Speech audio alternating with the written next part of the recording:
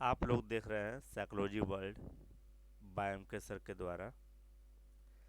आप लोग चैनल में थंबनेल में देख चुके होंगे कि आज किस पर हम चर्चा करने वाले हैं। चलिए नेक्स्ट क्वेश्चन की ओर बढ़ते हैं, स्टार्ट करते हैं हम लोग।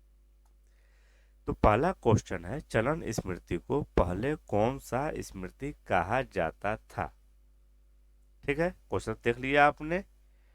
लघुकालीन स्मृति कहा जाता था, दीर्घकालीन स्मृति कहा जाता था, अति दीर्घकालीन स्मृति कहा जाता था, या संवर्धन स्मृति कहा जाता था।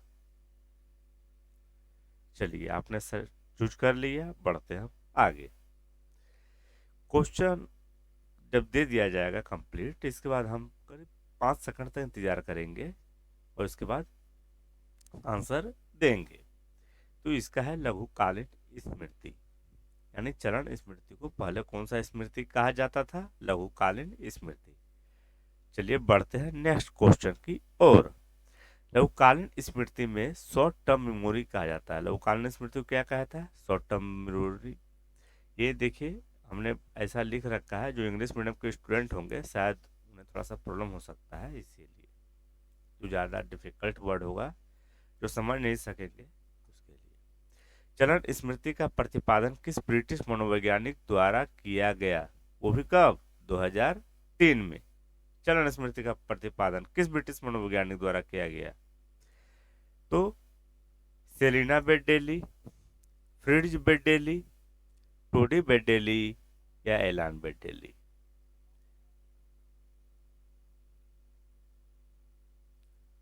चलिए आगे बढ़ते हैं, देखते हैं कि इसका आंसर क्या सही है। आप लोगों ने सेलेक्ट कर लिया आंसर, तो एलान बेडेली। ठीक है, क्वेश्चन नंबर 3 की ओर। चलन स्मृति में इनमें से कौन कौन सी क्षमता होती है, दो का चयन करें।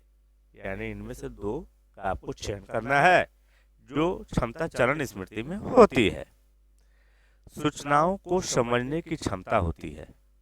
किसको समझने की, सूचनाओं की समझने की क्षमता होती है। सूचनाओं का संचयन करने की क्षमता होती है। सूचनाओं का संवर्धन करने की क्षमता होती है। सूचनाओं का संसाधित करने की क्षमता होती है। ठीक है, देखिए यहाँ पे आपको दो को का चयन करना है। एक में है, ए में है समझना, बी में है संचयन, सी में है संवर्धन, और डी में है संसाधित। ठीक है, तो पहला क्या हो गया, संचयन करने की क्षमता होती है, यानी चरण स्मृति में संचयन करने की क्षमता होती है। इसके बाद संसाधित करने की भी क्षमता होती है। किसमें, चरण स्मृति। चरण स्मृति दैट मीन्स वर्किंग मेमोरी। ठीक है, अब यहाँ पे देख लीजिए संचयन और संसाधित। संचयन का मतलब तो आप लोग जानते हैं, स्टोर करना, या संसाधित का हमने बता रखा है प्रोसेसिंग। संसाधित मतलब क्या होता है, प्रोसेसिंग होता है। ठीक है, कहता है मनोवैज्ञानिकों ने चलन स्मृति को चेतना का डैश माना है। किसने, मनोवैज्ञानिकों ने चलन स्मृति को चेतना का डैश माना है। तो वर्क बेंच माना है, क्लास बेंच माना है, स्कूल बेंच माना है, या स्मृति बेंच माना है। तो देखिए ये चैप्टर वर्किंग मेमोरी का है, इसीलिए वर्क बेंच मानेगा इसको। ठीक है, चलन स्मृति को जो चेतना होती है उसको वर्क बेंच माना जाता है। चलन स्मृति में जो होता है, क्या होता है, जैसे यहाँ पे लिखा हुआ है, एक मोबाइल नंबर सपोज आपको दे देते, लेकिन ये नंबर दिया हुआ है 488224, 488224। इसमें क्या होता है, जब आपको याद करने देंगे तो जो व्यक्ति 488224 याद करेगा उसका हो सकता है वो जल्दी भूल जाए। क्या हो जाए, जल्दी भूल जाए। लेकिन वर्किंग मेमोरी में क्या होता है, इसको हम इस ट्रिक से याद करेंगे कि पहले 4 लास्ट में 4 और बीच में 8 और 2, वही दो दो गो, बस ये वाला याद रह जाएगा आपको। ठीक है ना, कि 8 और 2 2 है, यानी लास्ट में 4, फर्स्ट में 4, बीच में 8 और 2 है, दो दो दो गो है। देखिए याद रह गया, ये चलन स्मृति का उदाहरण है। ठीक है, तो इसको आप याद रखिएगा, यानी शॉर्ट टर्म जब आप अपनाते हैं तो चलन स्मृति दैट मीन्स वर्किंग मेमोरी के अंतर्गत आता है। यहाँ देखिए लघुकालीन स्मृति में, यानी लघुकालीन स्मृति से तात्पर्य इनमें से क्या हो सकता है। लघुकालीन स्मृति that means short term memory से अति सूचना संसाधन, अस्थायी संचयन, अस्थायी संचयन या अत्यधिक संचयन। तो इसमें से क्या हो सकता है आंसर, चलिए आप मार दीजिए। चलिए आपने सेलेक्ट कर लिया। हम प्रयास करेंगे यहाँ पे टाइम देने का आप लोग को, एक एग्जैक्ट टाइम के अंदर आप इसको सॉल्व कर सके, ठीक है। लेकिन हम एक एक क्वेश्चन एक एक बार में आता है तो पढ़ने का आपको समय मिलता है। चलिए तो इसका आंसर क्या है, इसका आंसर है अस्थायी संचयन। अस्थायी को क्या कहा जाता है, वही टेम्पोररी, ठीक है ना। तो टेम्पोररी स्टोर यानी अस्थायी संचयन को क्या बोलेंगे, टेम्पोररी स्टोर। क्वेश्चन नंबर 6 यहाँ पे दिया हुआ है कि बेस्ट के अनुसार, यानी 1995 में उन्होंने कहा था कि चलन स्मृति में बहुत तरह के विभिन्न सक्रिय खोज प्रक्रियाओं का एक सेट होता है। बेस्ट 1995 के अनुसार चलन स्मृति में बहुत तरह के विभिन्न सक्रिय खोज प्रक्रियाओं का एक सेट होता है, जिसके माध्यम से मिश्रित परंतु आपस में डैश एंड डैश के समूह का स्कैनिंग होता है, ठीक है। तो किसका किसका, परतंत्र और संचयन रजिस्टर का, गणतंत्र और संचयन रजिस्टर का, या स्वतंत्र संचयन रजिस्टर का, या राजतंत्र संचयन रजिस्टर का।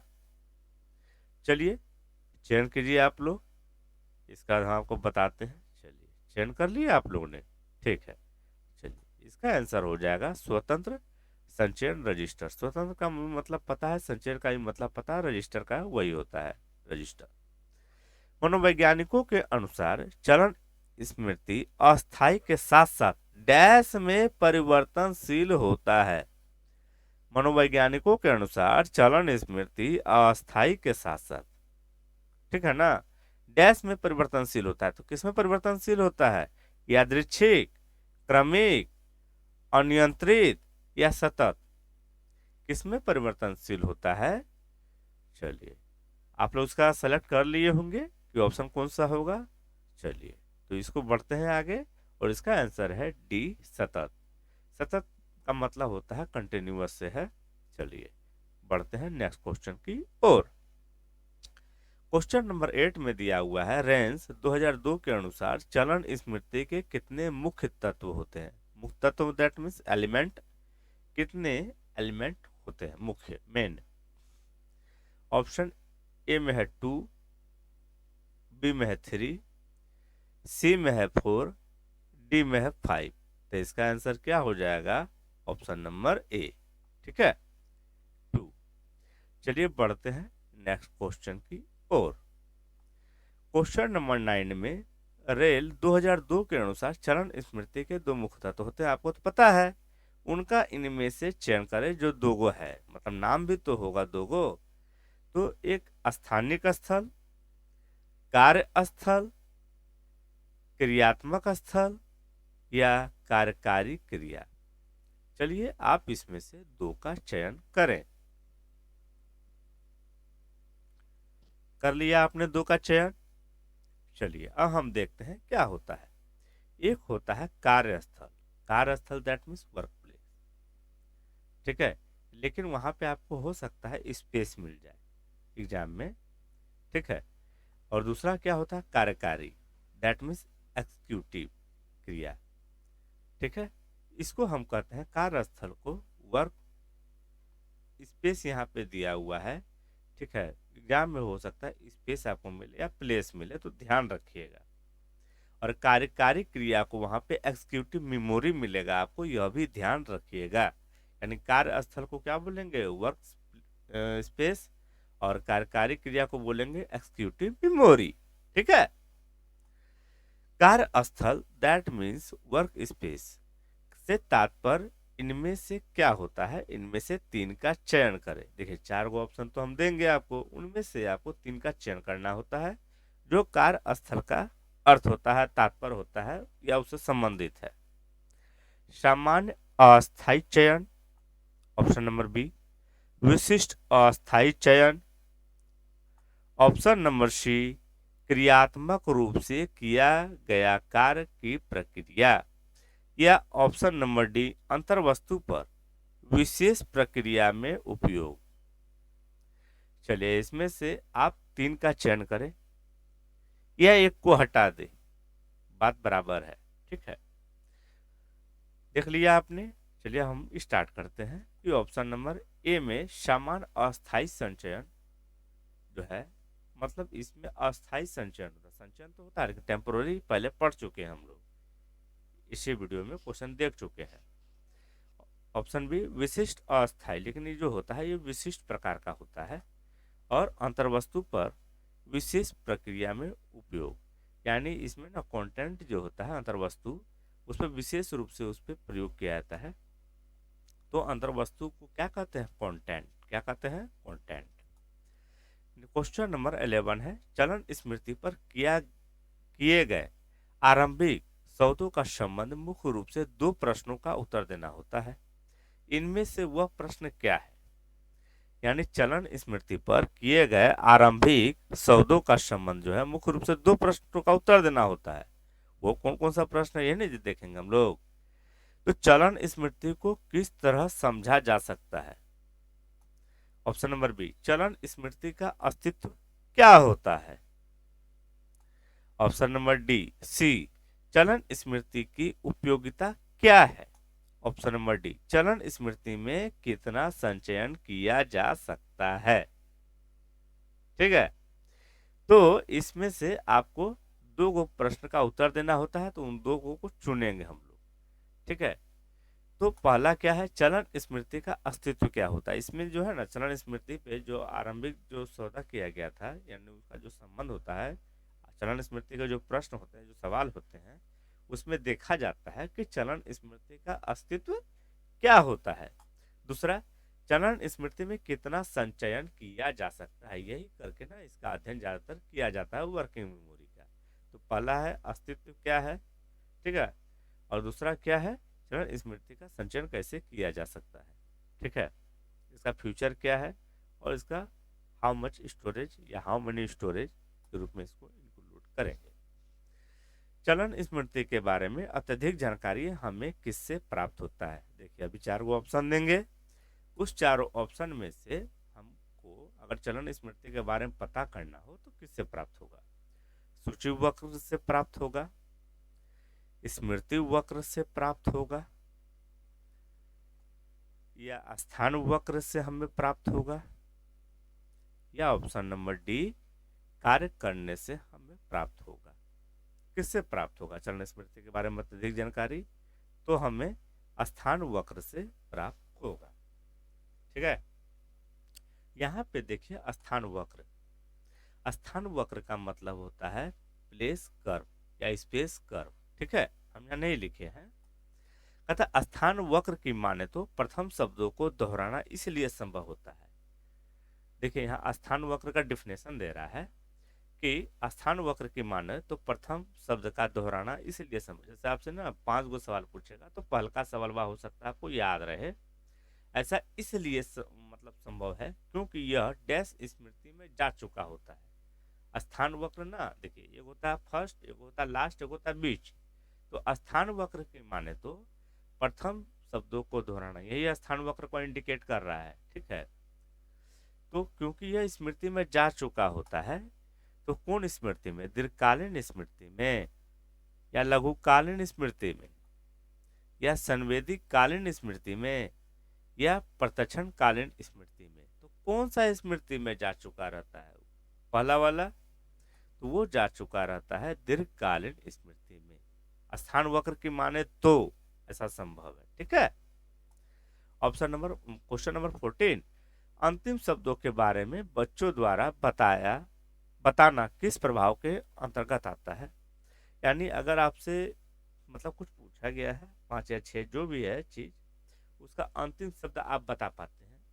6 या 5 शब्द है उसमें से अंतिम शब्द आप बता पाते हैं, तो यह किस प्रभाव के अंतर्गत आता है?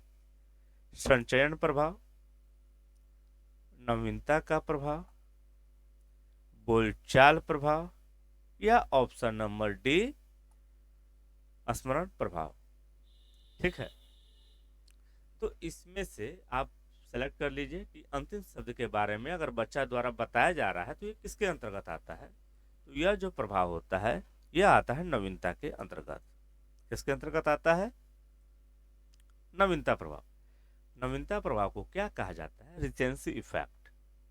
यानी रिसेंसी इफेक्ट के कारण बच्चे अंतिम शब्द को बता पाते हैं।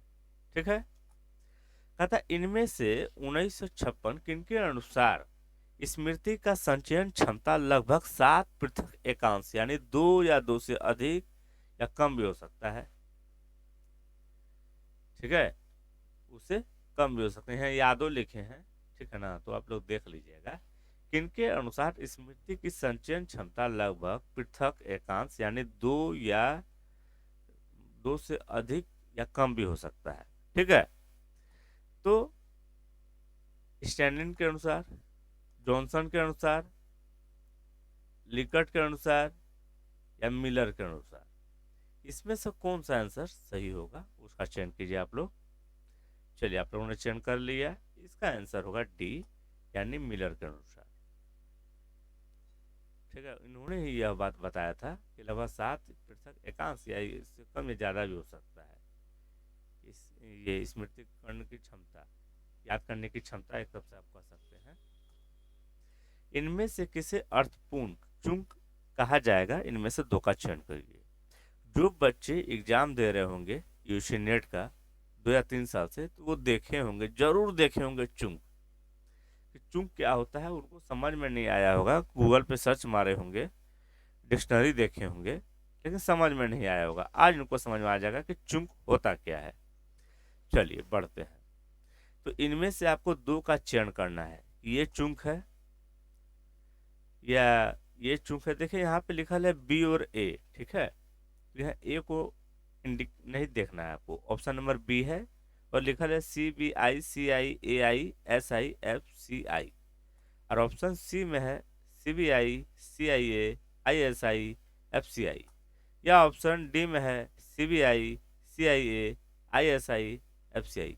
ठीक है, तो ए बी सी डी इसमें से आपको चयन करना है कि ये चूक किसे कहा जाएगा।